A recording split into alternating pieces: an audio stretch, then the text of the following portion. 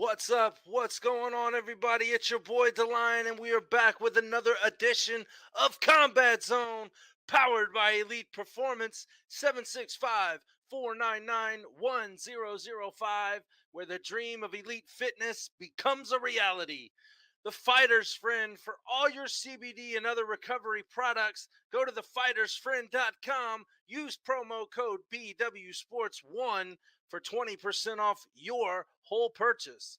Revved Up Tattoos, 317-537-2667.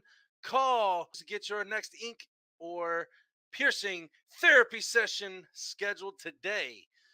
BeeLit Organics, that's right, all natural products and some other CBD products for rejuvenation and beauty. Can't help but say I love the soap. That's right, I'm a savage. With my savage soap, check BeeLit Organics out today. Printed Memories, 317-494-0811. Call Shelby today for all your apparel and accessory printing needs. Doc Sports Picks, that's right, the best in the business. Text BW Sports to 29022 today and get your free book of picks worth $60. No obligation needed. Round one, fight.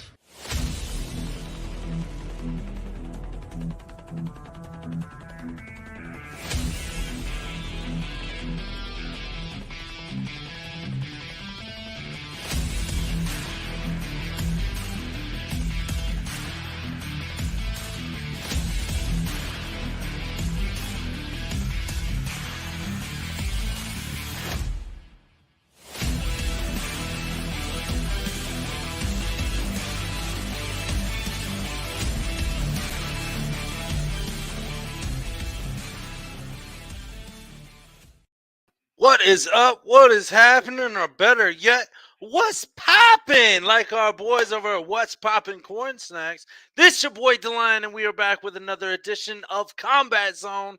Tonight, we're doing a little recap of BKFC's Knucklemania 2 last Saturday. It was a banger. It was disappointing for some, and for others, total opposite. You know, a lot of them put it out on the line, and wow, that's all I gotta say. You know, we got a guest coming on tonight. I don't know where he is. Maybe he's taking a quick shit before he gets on with me. Maybe he's fixing his bourbon tonight. I don't know. I know he's late. I'm gonna give him some shit. It's kind of like making weight. You gotta be on time. You can't be late. Gotta make weight. How you like that? Now we're rapping.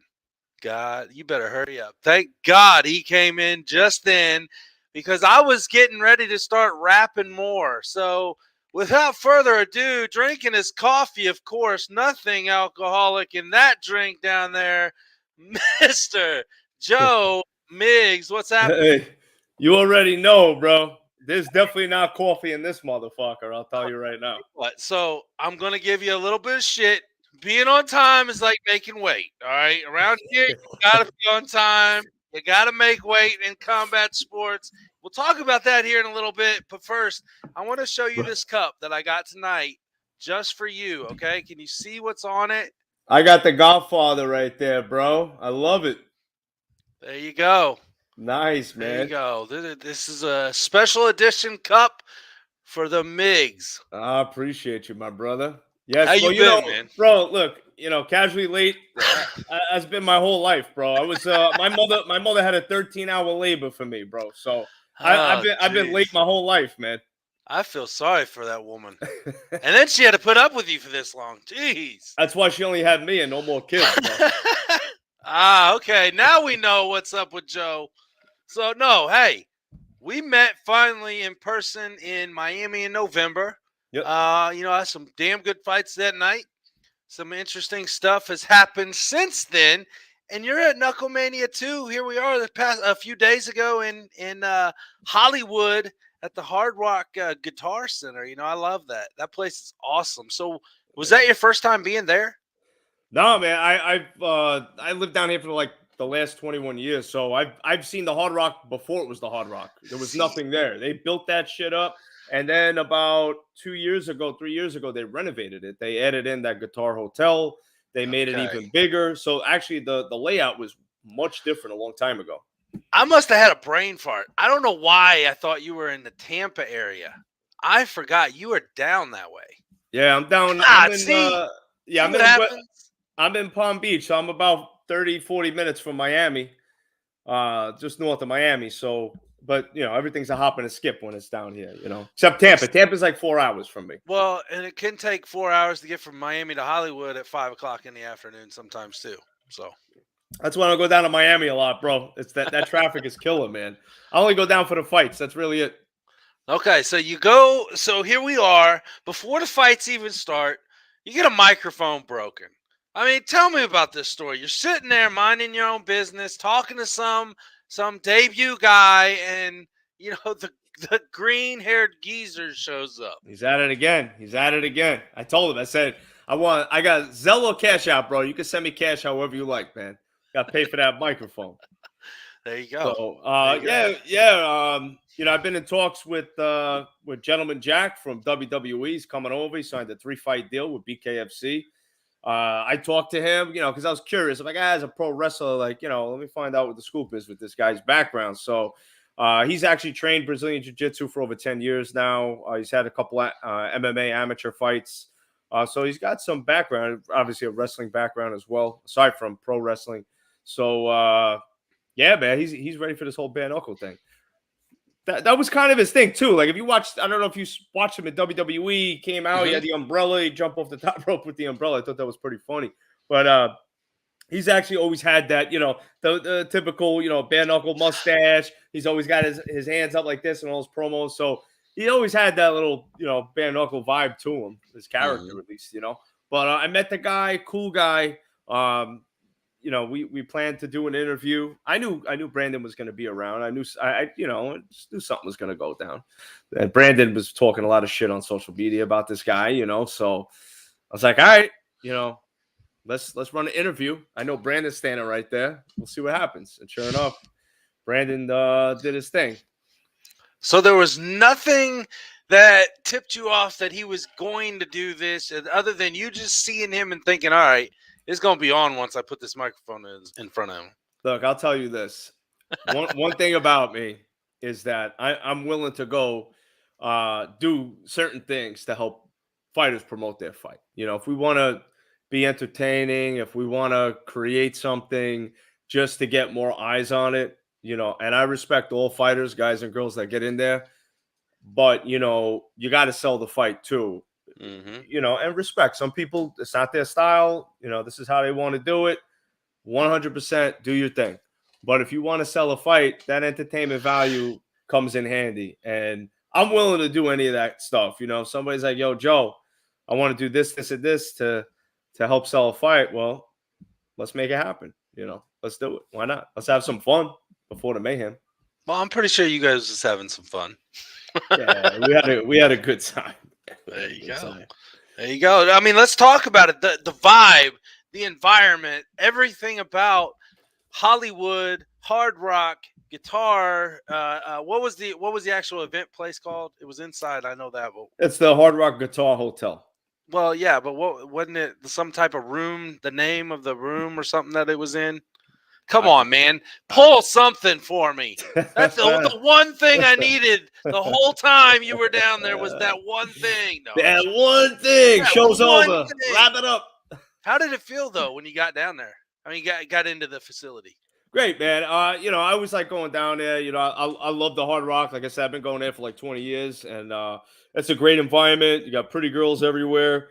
Drinks everywhere. My boys, mission accomplished. We're down there, the vibe's always great, man. So especially for a single guy like me, perfect place to be. Aside from fight night, but now we add fight night into the mix. Yeah, and fight night was great, man. I mean, first of all, I'll give you a little behind the scene stuff too. Since Bernie took over the press credentials, so for people that are watching and don't know, people in the media, we got to get our press credentials approved a week before, and then they're given to us. The night of the fight, we'll get them. And for a while, it was really good with BKFC. Very simple, very easy. And then this dude Bernie took over, and he was very difficult, extremely difficult. Like I've been covering BKFC since BKFC 8, and this guy all of a sudden popped up, and it was like everybody was having a problem.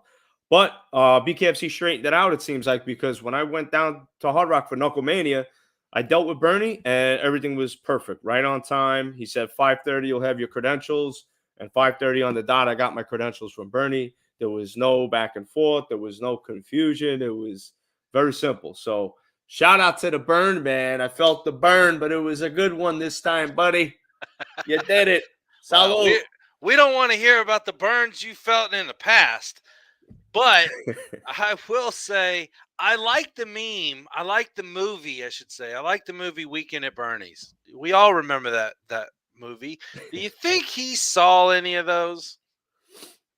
Oh yeah, man. I think my man Bernie definitely peeped.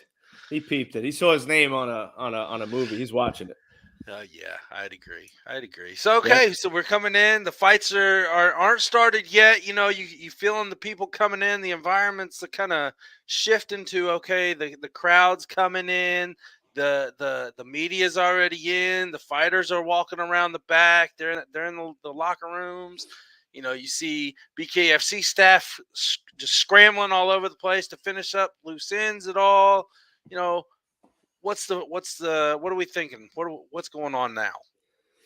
Well, I think it's like any typical event. People are piling in. Obviously the people behind the scenes, like Nate and Katie, they do a fantastic job. Behind the scenes doing the production and stuff like that. So they're super busy. What I can tell you from my experience, great as always. I mean, I got to, shout out to BKFC. I know a lot of people say a lot of different things, but I can only speak based on my personal experience. And my personal experience with BKFC has always been great. They always treat me like family. They always treat me good. I got no issues with those guys.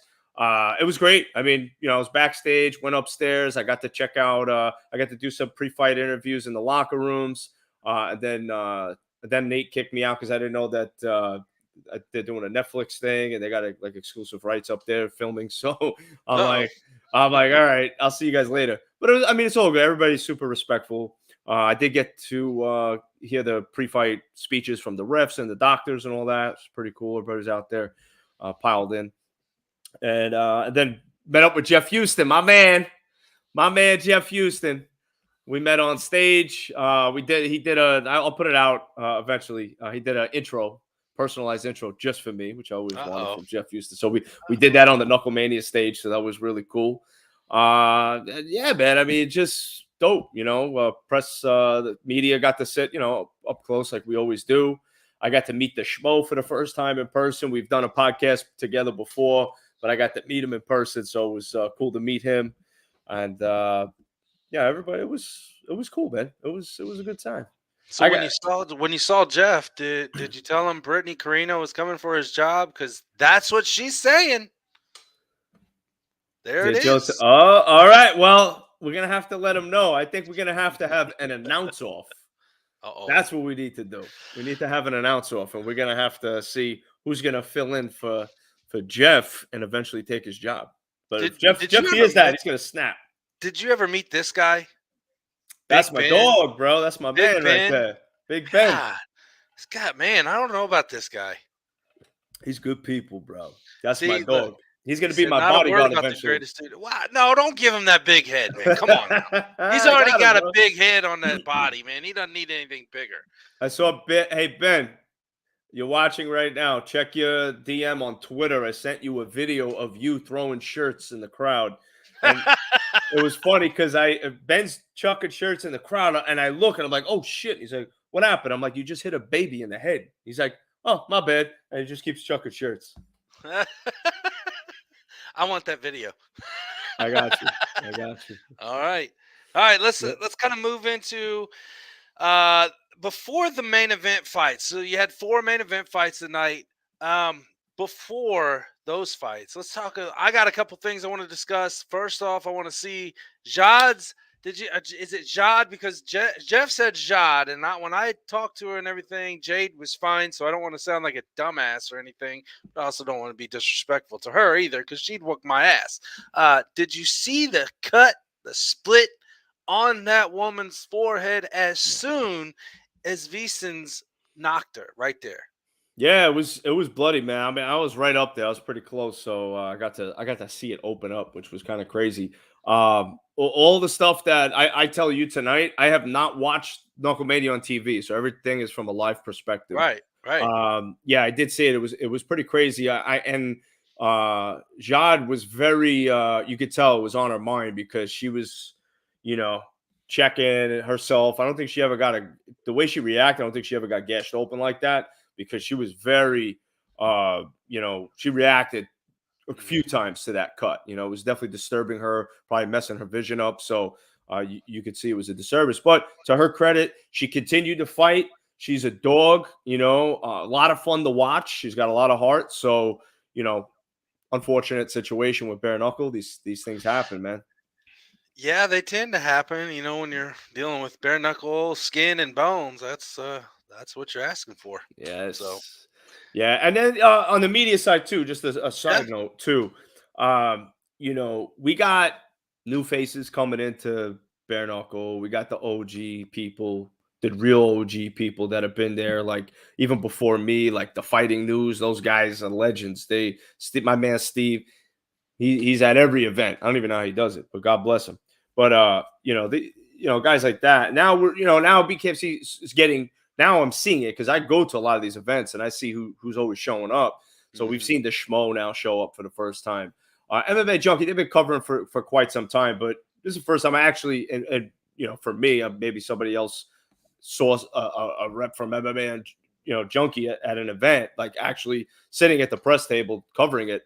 This is the first time I've seen it, so we're seeing that. What I did take notice is that guys like, and I like the Schmo, everybody's got their own game plan when they go out, who they want to interview and stuff like that. But here's the thing for me, for somebody that's like a true bare knuckle fan like myself, and I can speak for other people as well. There was a lot of bare knuckle BKFC fighters out there that weren't getting interviews from these people.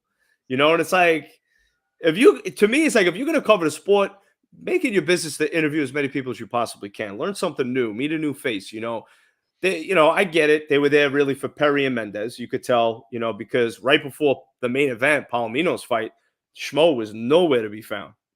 He was interviewing Perry in the locker room after his fight. So, and that was the other thing too that pissed me off, was like the what's up with the fans? Like I'm there watching this entire venue clear out right before the main event. It was like everybody was there to see Lane and Perry, and no respect to the champ Palomino. Like the crowd cleared. It was cleared out. Now, by you saying that, Joe, and this isn't technically me thinking this, I'm thinking maybe there's people out there like you're talking about that just looks at him and says, you know what, your time has come. You've been here forever, blah, blah, blah.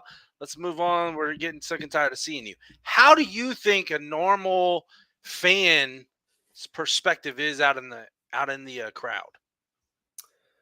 As far as like them reacting to a bare knuckle fight in general? Well, no, to like Palomino being, what is he, 6-7-0 now? 6-0. 6-0. He's, I believe this is his third or fourth title defense. He had defended against Ehlers, Goodjohn, and Brown. So 4 title defenses. I mean, the guy, in my opinion, he's got a very, very good MMA career. He didn't get to the big show, but still doesn't take away the guy's toughness, athleticism, skill set.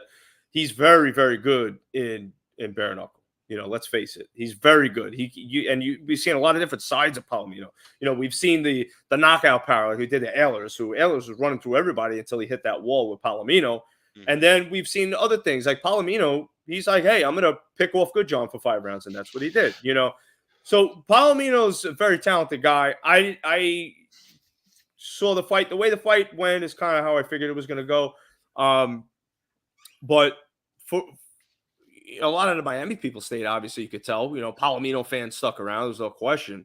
But a lot of people left. And I think it's because maybe they're not truly diehard bare knuckle fans. You know, maybe they, you know, a lot came to see the UFC guys, you know, come on over and, you know, fight, you know, which is more of a UFC fan base, or, you know, maybe more of a casual fan base. But you know I know who the diehards are. I go to these events. I see I see the regular faces that are there that stuck around. But I'm like, damn, really? Like, you ain't sticking around for this fight? Right. That ticked me off a little bit. And it would have me too if I would have been there and seen it in person. Unfortunately, it looked like, and correct me if I'm wrong, Joe, it looked like there was a big time at the beginning of the event when there was not a lot of people in there. And then, like you said, it got to the Mendez fight, the Perry fight, and then they went away. So, I mean, is that good for the sport, or is that good for just one event? I mean, yes, it is Knucklemania 2 this year. It is the biggest event in the BKFC. It is a hell of a big event in bare knuckle fighting overall. You know, is that something the sport needs, that those one and dones, or is there something we can do something for the long haul here? I mean, I think that, I mean, what can you do? I mean, let's talk about guys and girls that aren't coming from the UFC, homegrown bare knuckle fighters. You know, sometimes I watch fights and I say, why is this guy in the ring?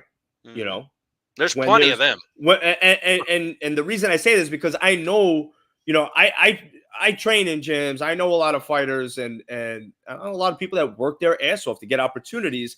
And when you see their skill set compared to sometimes what I see in the ring, it's like, well, there's so many really good fighters out there. How are they not getting on these cards? You know, but you know, you do have dog fights too that happen. Maybe fighters that aren't as skilled as some other fighters, but they put on a phenomenal show, bloody, you know, nonstop action, you know, like, and no knock to Dave Diaz whatsoever. I love Dave. I enjoy watching him fight, but he'll say too, hey, I'm a street fighter. I only got 2 fights under my belt, you know, and you can see the difference between him and somebody that's a seasoned fighter. But when you watch Dave, it's like, the guy's swinging like a maniac. He's going. And I think that's action. That's entertainment, you know? So you have that aspect. And then you have you never know when that brutal knockout is going to happen because it's bare knuckle, you know? So bare knuckle has that level of excitement, and it has that, you know, unknownness about it where it is exciting to watch, and it's fast paced. 2 rounds. You got your clinches. The referees will break it up right away if there's no action. So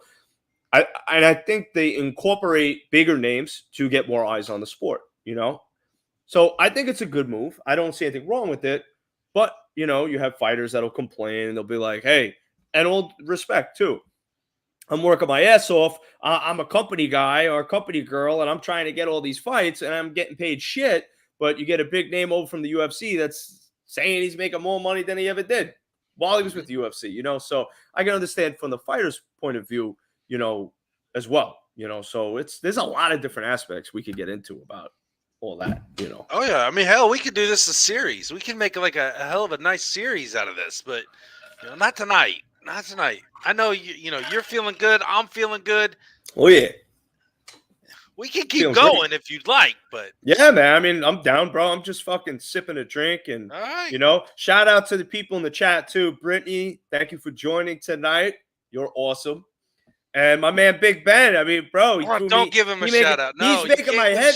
He's making my head blow up. To Big Ben on this show. It was banned like 3 weeks ago. Bro, my man's like, yo, there was so many famous people and great fighters, and all I wanted to do was meet Joe Migz.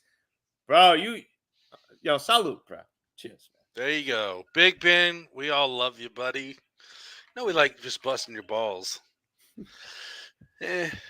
But I think what else? I mean. You know, I think the venue was great. You know, obviously they did pack a house. I mean, when there was fights going on, it was a packed house. You know, we got Elvin Brito in the chat. So yes, since the champ is in the chat, we got to talk about the real drama that went down. We do. My son is in the chat. My son.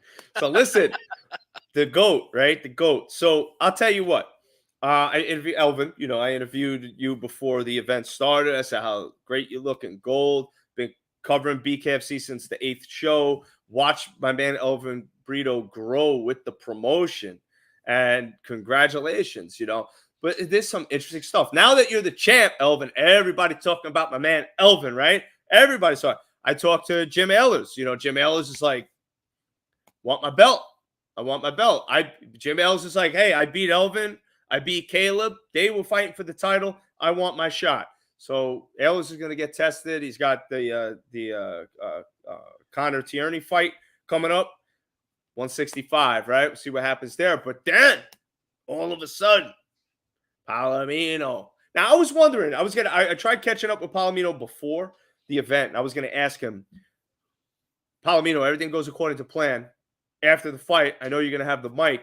What do you want to do next? Do you want to go up to 165 and challenge the champ? Or do you want that Chad Mendes fight that you've been talking about and that money fight? So it seems like Palomino made his decision very strongly. Yes, he did. And then after Palomino gets out of the ring, I saw what went down. I was a little from a distance because I was doing something. I don't know what the fuck I was doing, but I was like, yo, what's a ruckus going on down there? And then I saw it was Palomino and my man Brito. Holy shit. That could get that's one that I would love to see, just because and it didn't seem like there was anything. And Elvin, you're gonna know better than we do if there was anything before this altercation really happened to send you guys off to one way or the other. Besides, yes, you're champions. You got champion mentality, but I don't. He pushes you. Hey, come on now, and then. My son, he's talking about, this and that and the other. And so, Elvin, tell us what you saw from your end. We'd love to hear from you. We should just invite him in. If Elvin, in the chat, if you want to pop in, just throw a little hell yeah in there, man. We could talk about it real quick. I'm sure my man Elvin wants to get something off his chest after. I'm sure he does that, but I thought Elvin handled himself well.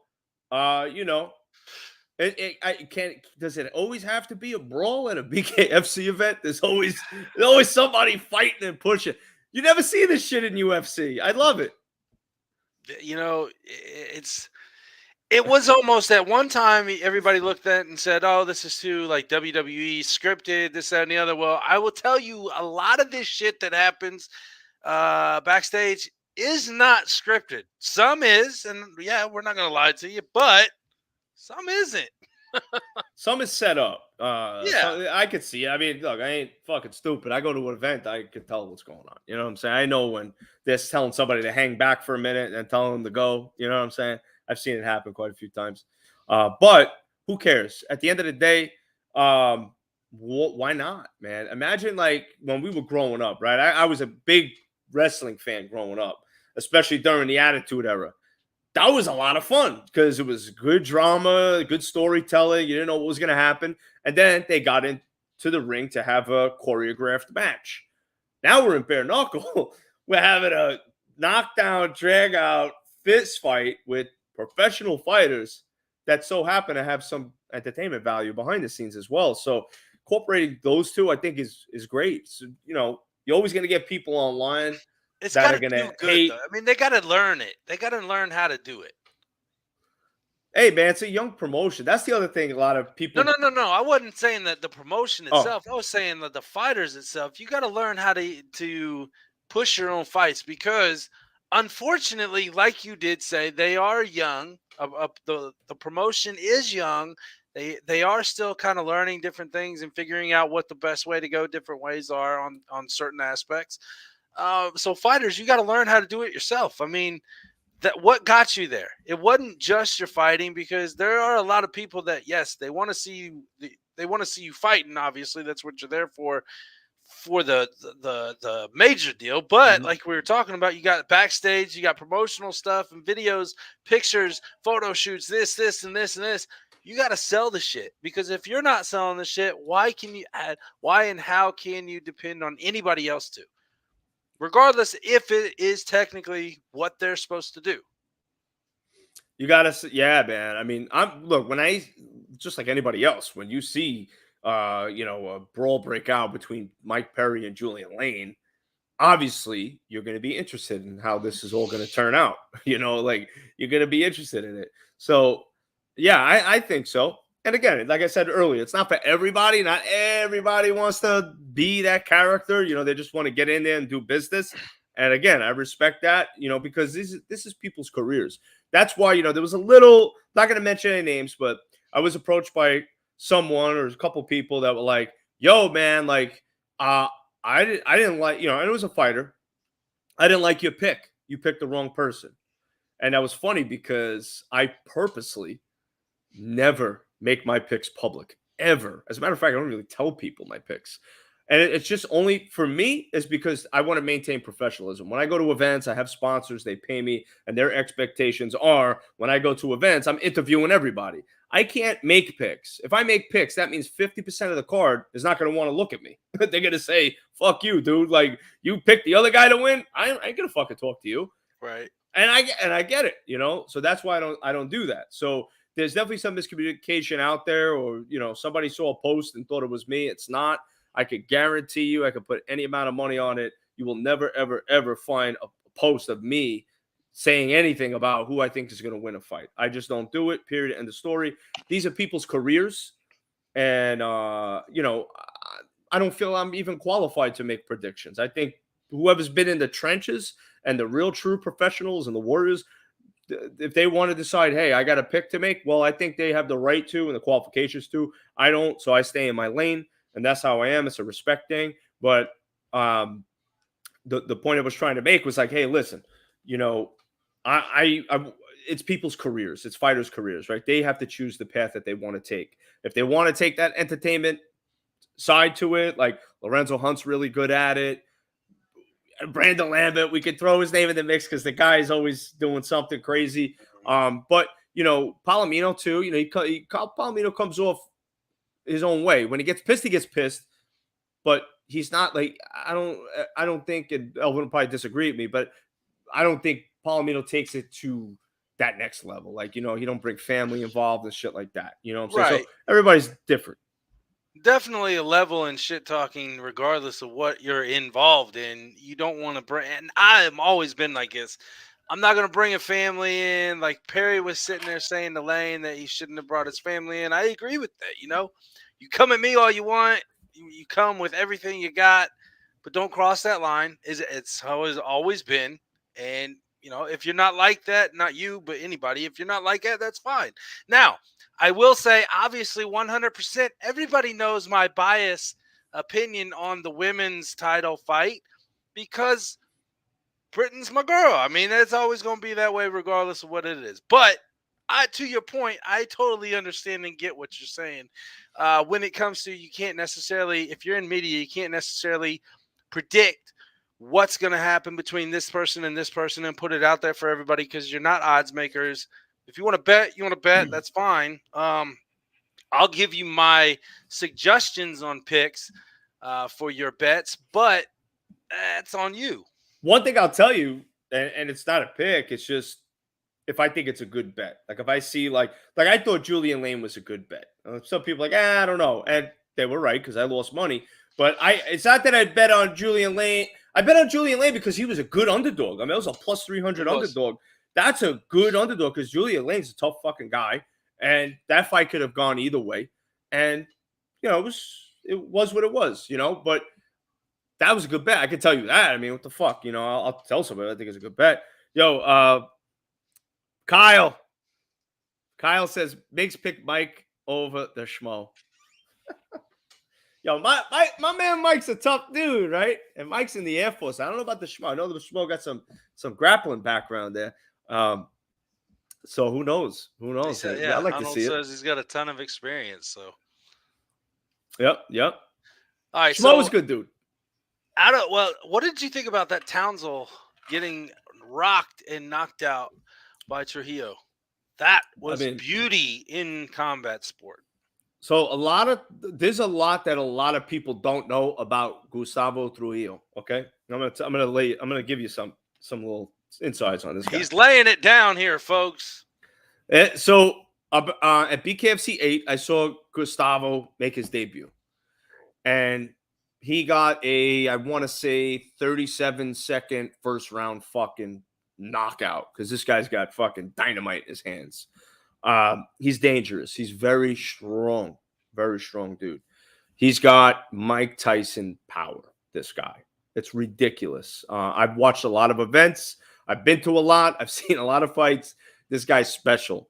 After the event, I interviewed him that night, and his wife came up to me backstage, and she's like, "Hey, he does not speak any English whatsoever." So I was like, "I don't give a shit." I was like, un poquito español, but we'll make it work. We made it work. We made it work. We did an interview, and then I did a podcast with him.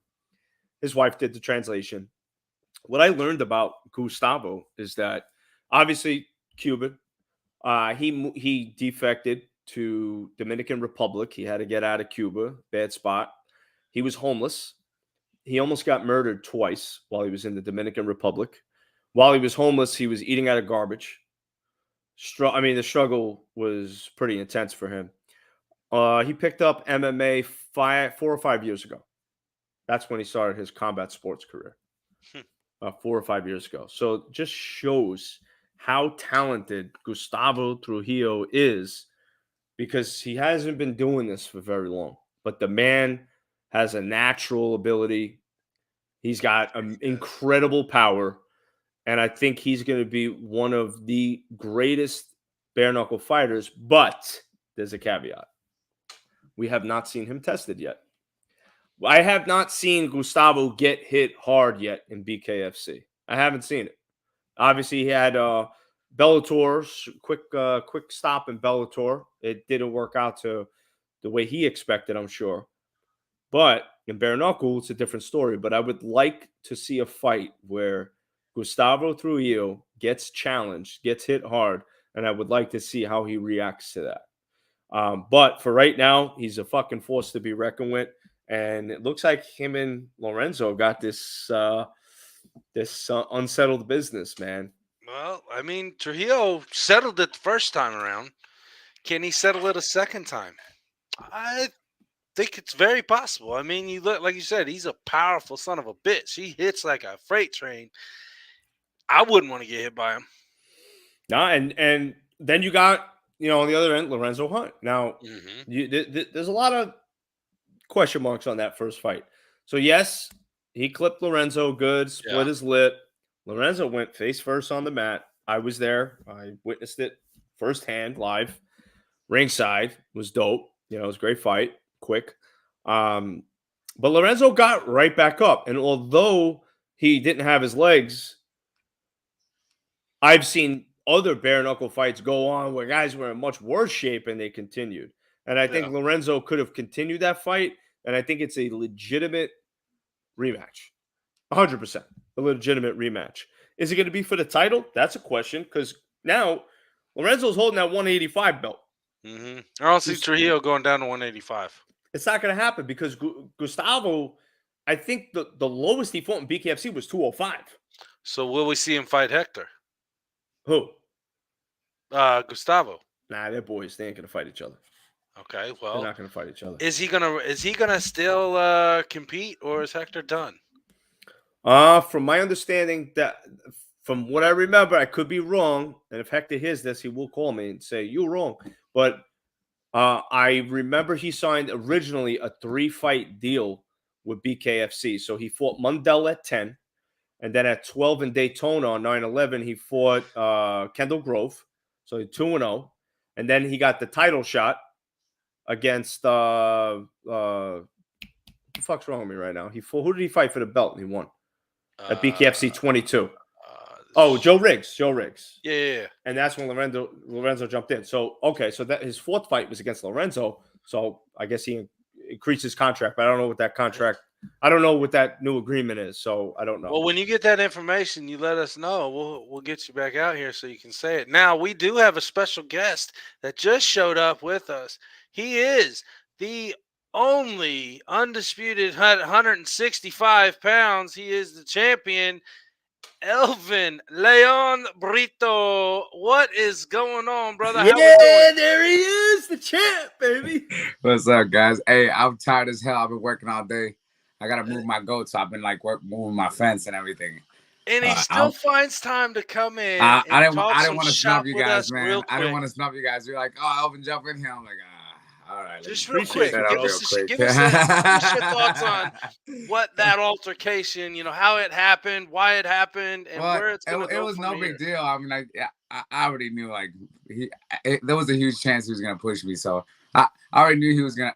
I already knew he was gonna call me out because he's so predictable, So like, I was already ringside, but they wouldn't let me in the ring. So and they asked me, "You want to go as he comes out?" And I'm like, "Sure," because when I fought, like, I still had Caleb. I haven't even got Caleb's blood off me. I come to the back and they're already talking shit like online about, oh, my son had my belt ready for me and blah blah blah. And I'm like, bro, I thought you guys was just talking about respect a second ago, and weren't you slapping niggas in the fucking ring last time they came over here and tried to disrespect you and take your time? Like, I work hard for my shit. Like, we all like acknowledge his work. Like, we treat him with respect. Everybody knows me. Like, everybody loved me when I won my belt.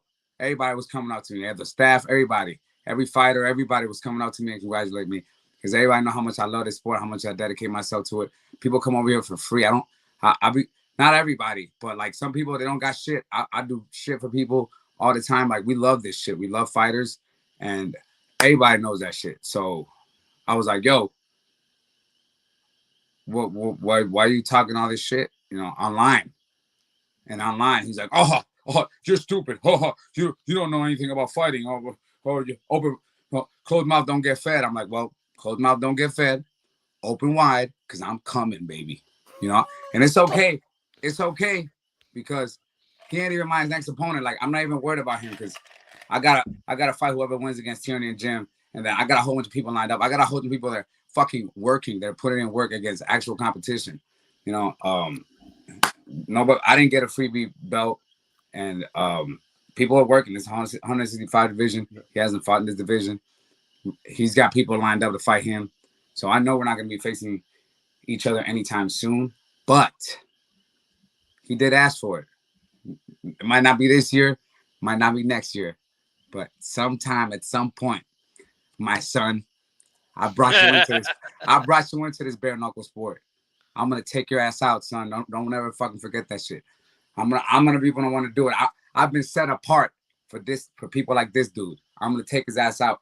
Believe on it. I don't care. I know he's a good fighter. I had a lot of respect for Palomino. I know that I stepped when he won his belt. I went up to him and I said, "Congratulations, champ. I know you're a killer." I said, when he fought me, when my corner told me, "Hey, Elvin, come on, you gotta do more." I'm like, bro, I'm getting paid. Like, this is easy, like. And when he won, I'm like, bro, he did more. He wanted it. He really wanted it. Like, he was fucking trying. He was so frustrated because he was trying so fucking hard.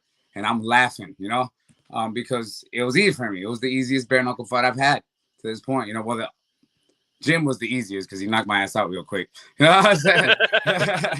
but that was the second easiest. But like, so he earned that win. He did more. Duh, he wanted it more.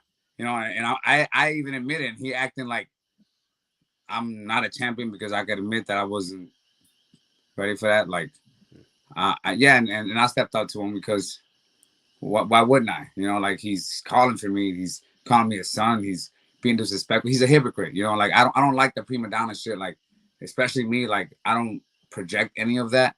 I don't like. I'm a professional. Like, I don't, like you said, I don't like bringing family involved. I don't like doing all the extra stuff. Yeah. But I do like to fight, and I like people that make my job easy because, last person that pissed me off, bro, they still remember me. Every time I look in the mirror, they remember me. I love beating people's ass. Well, that's why I'll just go. Who do you think's going to be your next opponent? Because you got Jim and Connor coming up together here next month.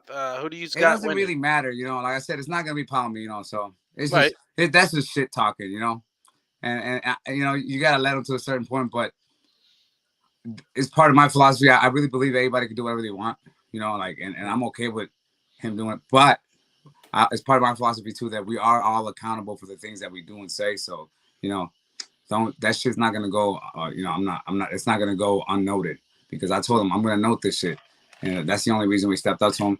And he's like, "Oh, the cameras." Oh, I said, "Congratulations, my son." Right. That was the whole altercation, and You know, he wants to talk about his gym, the gym that I've never been at and stuff. Shit that don't got nothing to do with me. So whatever. Like I said, I don't even care about that.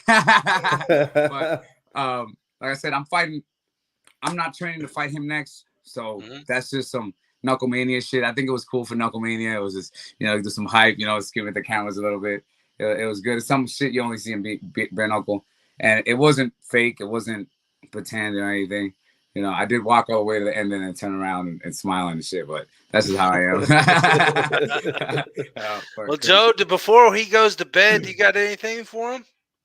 Man, I mean, well, after I saw that video, I was like, okay, I could see this, you know, happening. But I think, you know, from a professional standpoint, you know, with the fight that obviously makes sense is the winner of Ehlers and yeah, and I mean, we got a whole bunch of people lined up, but he got Mendes. He got allegedly he's gonna fight with, and there's people gutting for him, and we're champions in our own right in our own divisions, you know. And I don't take anything away from him as a champion, but even though he's disrespectful, and I mean, I did respect him, but you know, it's a different time, you know. And when you're the champion, everybody want to gun for you, so. They all want you now, champ. Hold on, I've been going to the gym, champ. I'm thinking about that.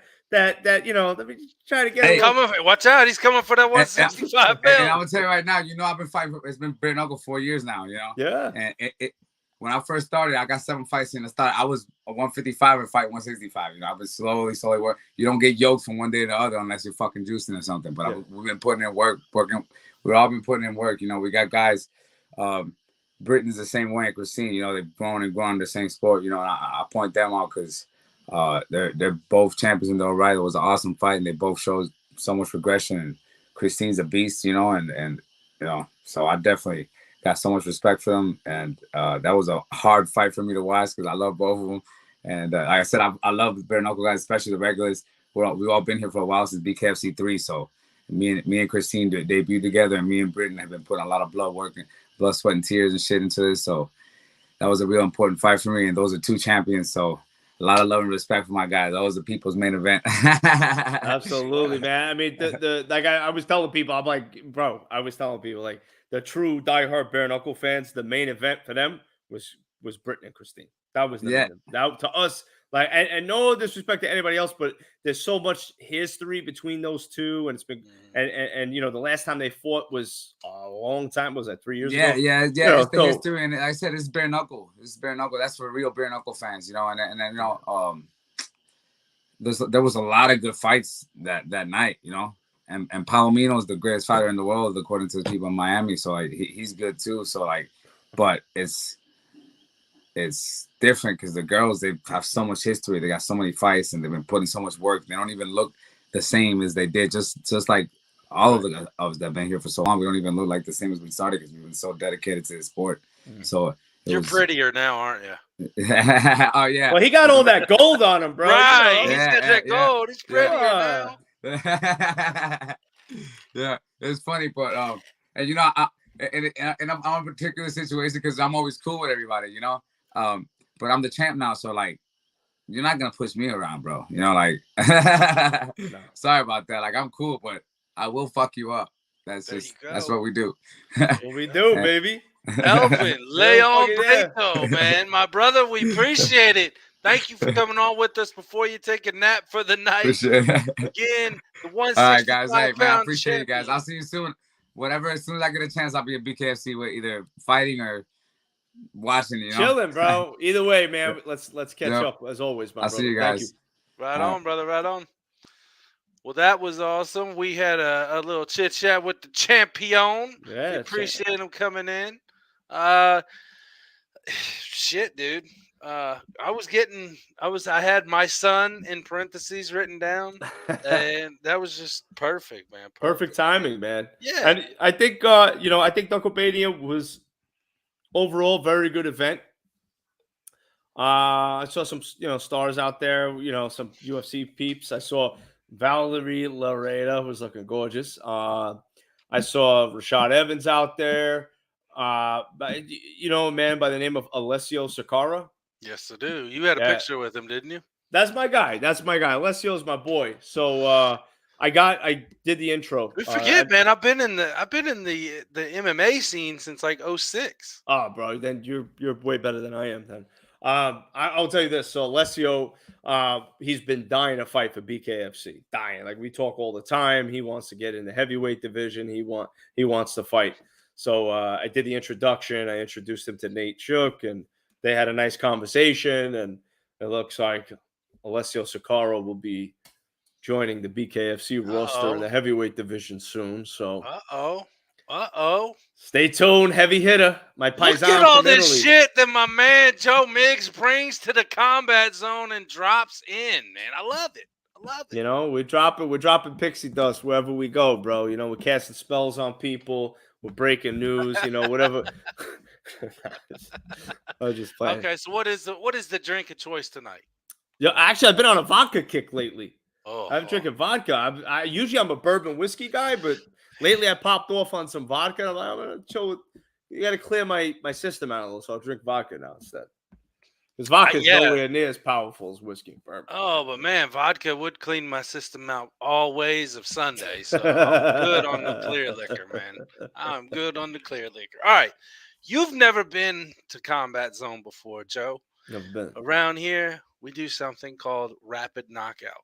Okay, I got 5 questions for you. It has absolutely nothing to do with the fight world. You can elaborate on any question you got.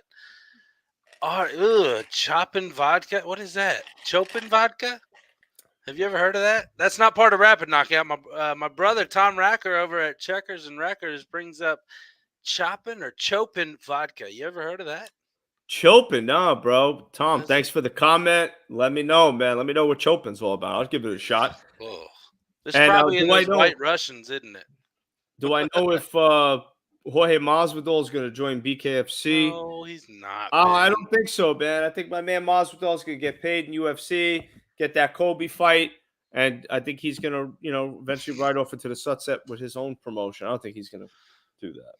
Elvin, no problem, brother. No problem. I've had Joe on the show. Did you hear him dropping the F-bombs left and right? That's a part of I'm Italian, bro. That's part of my vocabulary. I know this. You know this. All right. Elvin, again, we appreciate you coming on with us, brother. Before you went to bed, you got your little nightcap at the Combat Zone. All right. Rapid Knockout. 5 questions has absolutely nothing to do with the fight world. Are you ready, Joe? Let's do it. All right. Question number 1. Favorite food? Mexican. What would you get? Well, I mean, what do you get? Tacos, baby. I'm beef. What kind? Are you beef? Ground steak? Beef tacos, sour cream, the whole 9, jalapeno, and the hot motherfucking sauce that you can find, baby. Okay. All right. Second question. Favorite hobby? Damn, that's a fucked up question to ask me because I'm working all the time. I work. So I got a full-time job, a part-time job. I go to college full-time for my master's degree. I do this shit on the side.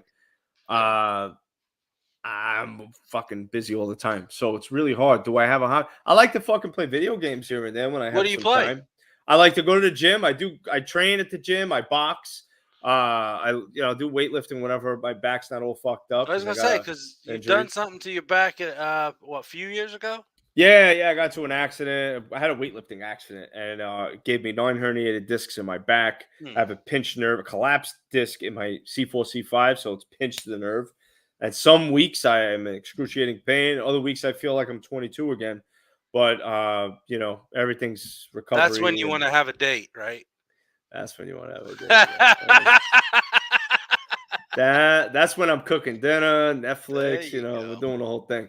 But no, I would say hobbies. I mean, aside from training, I guess video games. I like to fuck with PS, PlayStation. Okay, so what's your go-to? Like a Call of Duty guy? Are you a racing guy? What are you? Well, I like the sports games. I'll play all the sports. Madden, 2K, stuff like that. Yeah, all the sports games. I'll play any sports game, and the shooters I like. Right now, I'm in Far Cry. I'm all about Far Cry right now. So that game is dope. So I'll say video games. Will you get the BKFC video game once it finally comes out? Fuck yeah, bro. Fuck yeah. All I ask BKFC, just make me one of them characters in the front row. That's it. That's what they should do to all of us that actually care about bare knuckle. We should be the people in the row in the front. Joe, I love your idea. Front row us, motherfuckers. That's it. Man. That's all. I love it. I love it. All right. Question number 3. Favorite music?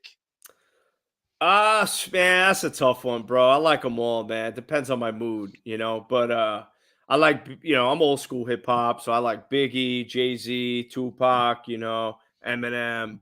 Rock, I like Chili Peppers, Sublime, 311. Taylor's watching now. She just fell in love with you because you said you like Red Hot Chili Peppers. Fuck yeah, fucking Chili Peppers. Sublime is my all-time favorite. Chili Peppers is probably number 2. I love the Beastie Boys too. Big Beastie Original Boys fan. Sublime or the new Sublime with Rome? Nah, original, bro. I'm old Okay. school. Like I said, I'm old school. You don't I'm practice Santeria, do you? Listen, You ain't got bro, no crystal ball. I ain't got no crystal ball. Listen, I'll be 39 in July. I'm an old cat, bro. So my music is more 90s and early 2000s. You hear that? That's me knocking, brother. I'm knocking at that door this year. All right. You hitting that 4-0? I am. Woo. When's your birthday? May 17th. I'm a Taurus. If anybody couldn't tell that, I'm stubborn as hell, and welcome to my world. All right, my man. You got them horns on your head, bro. Yeah, don't look at them, though. Don't look at them. All right.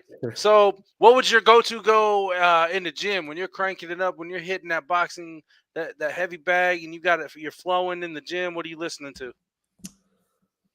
Usually, I like hip hop. Hip hop always gets me going, bro. So, it's going to be my man Jay-Z. Maybe I'll throw it back and do some big pun.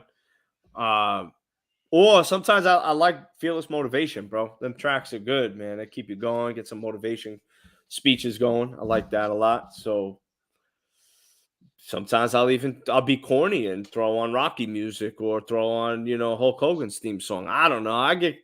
I get silly, bro. I get silly. Do you get silly when you're on a date, you come home and you put R. Kelly on, or you're not that silly? No, we ain't getting that silly, bro. Because especially with R. Kelly, bro, because you know what happens? I love R. Kelly. I like his music. We're going to just stay music. I like R. Kelly.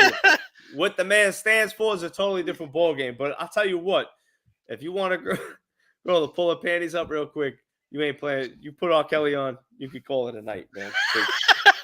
I don't know how anybody get in the mood with R. Kelly after all the shit he's done. That's you know what I'm saying? So that's true. Nah, bro. Nah. All right. So take out combat sports completely. Yep. What's your favorite sport? Baseball. Who's your team? Yankees. You son of a bitch. I knew you was gonna say that. Yeah. I played semi-professional baseball down here in Florida. I played baseball was my first love. That was my thing. So what position? Well, they changed over the years, but when I first started, I played second base. When I was a kid, I was six years old when I first started, and then when I played high school ball, I was third base and left field. That was primarily it. Hot corner. I love the hot corner because that's the hardest shot hitting baseballs at third base. So that was for me the best, and I have incredible reaction. My hand-eye coordination is unbelievable, and I've always been a very, very good athlete. I could play any sport really good. But baseball and golf, believe it or not, I excelled very, very good at. And I did. I did MMA when I was younger. I used to train at Tiger Schulman's. And then I got into boxing as well. My dad got me into boxing when I was a kid. And I always loved boxing. Boxing, baseball, boxing have always been my 1 and 2. Like those have always been my favorite. And then I played high school ball, moved down to Florida, played semi-pro for a little bit. And then I started playing pro softball. We did worlds and all that crap, and that was a lot of fun. And I played shortstop in softball. So, well, I won't tell you. I'm not proud to say this. I will tell you that I struck out twice in the same game of softball one night. It happens. Little. How many beers did you drink, bro? A little bit of liquid courage going on, and shit happens. All right, Big Ben did have a question. Derek Jeter or A-Rod? Jeter all day, cuh. There you go. Jeter all day, bro. All day. Right. Fifth and final question here in Rapid Knockout. Are you ready? Here's where it hits deep. Who's my BKFC crush? No, was it? Me. Growing up, whether it be in the sports and entertainment world or your personal life, biggest role model? My dad. He's the fucking man. My dad is he's definitely my hero 100,000%. Toughest guy I ever met, most street smart guy I ever met. It's been around the block as many times as anybody I've ever met in my life. The wisest person in the world to me. Taught me a lot. Taught me how to stay out of trouble. Taught me when I get in trouble how to get out of it. Was okay with me when I did get in trouble. He always treated me like a man.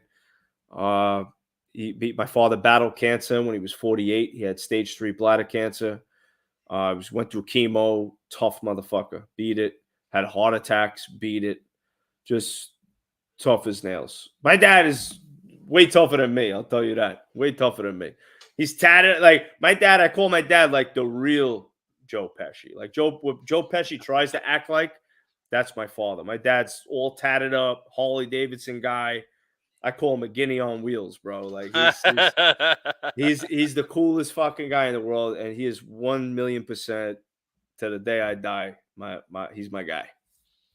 Nice. There you go. Yeah. Joe, it's been a pleasure, and it's been a fucking fun-ass time having you here at Combat Zone. I want to give you a little shout and chance to put your family, friends, sponsors, co-workers, exes, lovers, haters, anybody you want to. Now's your time, brother. Wow, right on the spot. Well, of course, mom and dad, love them. They support me with everything that I do. They're the best in the world, my best friends.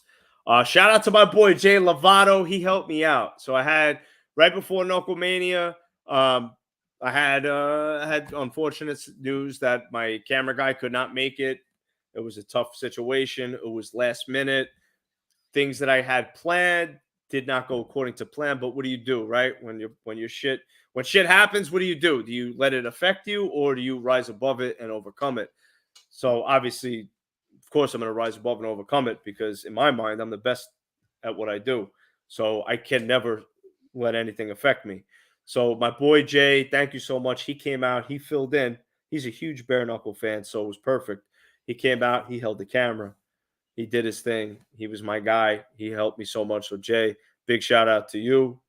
I'm not going to mention any names, but I met certain someone at Knucklemania for the first time, and she's beautiful, and I'm smitten right now. I'm smitten. But I'm not going to mention any names, but if she's watching, she's going to know exactly what I'm talking about. So that's all I got to say about that. But other than that, thank you for having me, brother. Seriously, absolutely honored to be here. A pleasure. Thank you so much, man. You're a fucking cool guy, and I appreciate you even asking me to join your show tonight, bro. Not a problem, man. You're welcome anytime here at Combat Zone. And maybe we'll have to have an off-air conversation of what that last part was, because I'm curious as hell now, just as everybody is out there. But until next time, that guy right there is Joe Migz, and you can find him where? Just hit me up on the gram. I ain't going to be on Facebook for much longer. We got a new app coming out, Uncensored Truth Social. Get on it. I'm number 831 in the waiting list. And as soon as that becomes available, you can check me out with over 2 million followers that I will have, because it's going to be blowing up like crazy on there. But for now, fuck with me on Facebook or Instagram. I prefer Instagram. It's a lot more fun than Facebook. So hit me up. Hit your boy up. And watch for new videos of him and all his cousins coming out daily, folks. That's Joe Migz. I'm DaLion. We're at Combat Zone. Thank you for joining. Until next time, we will see you then. Peace.